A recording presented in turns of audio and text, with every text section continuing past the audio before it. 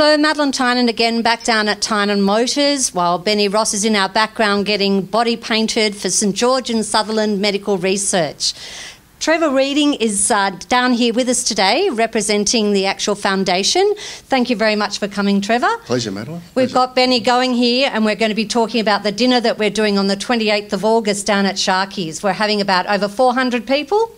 Fantastic. It's a massive, massive part of the foundation's fundraising each year, as you know, and the support from the local community is absolutely wonderful. Absolutely now, wonderful. You also came from the leader, like our CEO, Peter Christopher, and come back on board working with us. You've been brought on a special project for the foundation. Do you want to tell us a little bit about that? Sure. It's the Give Back Business Leaders appeal that we're calling, and it's a multi-pronged approach. Of course, we're asking local businesses to support us through our appeal, but it's also a way of connecting with the business community throughout the St George and the Shire. So you've got to get out, reintroduce yourself back to business people within the St George and Sutherland Shire? Absolutely. I've been to pretty much every Chamber of Commerce, and I've actually joined two of them myself, once as me and also once as the foundation, of course. But the support we've had from our local business chambers has been wonderful.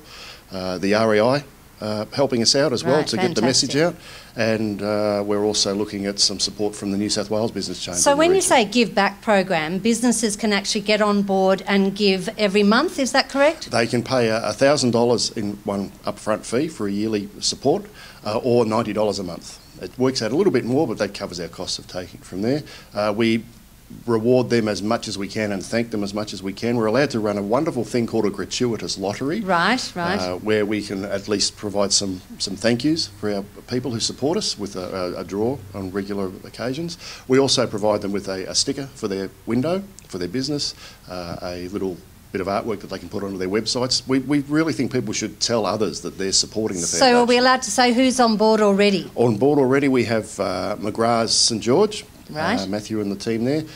He's a great supporter of medical research. Fantastic. And Matthew and the team are always out there at our golf days, at our events and all that sort of stuff.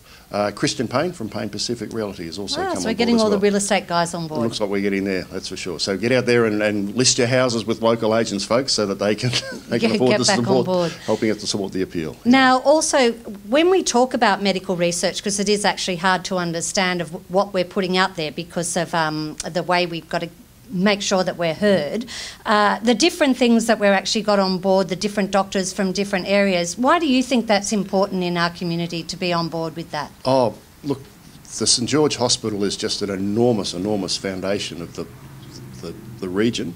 The Sutherland Hospital as well is a sort of a satellite for it, if you like. We keep those best and brightest doctors in our area, and it sets us up for the future. We're not just talking about this week or this month or this year, we're talking about the next 5, 10, 20 years.